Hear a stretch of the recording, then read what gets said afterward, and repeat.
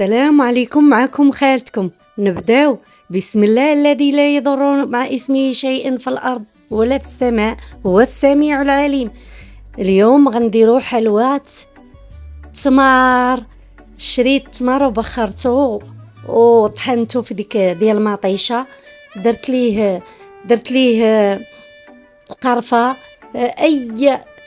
اي منسم عندك، يا ما زهر ما تنساوش، اللوز مهرمش، يا كاوكاو مهرمش، يا جنجلان، يا اي حاجه كتنسمي به التمر.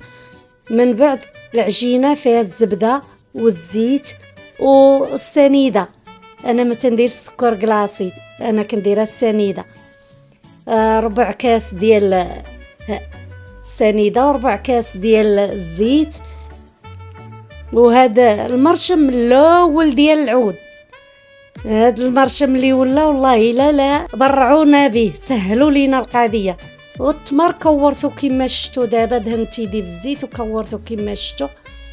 وهانتم هالحلوه صايبتها، وهانتم اسهل حلوه ديريها في 2 دقائق بالزربه. وكنقول ما تنسوش الزبده عينك ميزانك، كيما الزيت كيما كل شيء. انا عيني ميزاني، راه ما تنعرفش. ما تنساوش واحد لايك، واحد سبسكرايب، وشي تعليق زوين بحالكم، وبالصحه والراحه.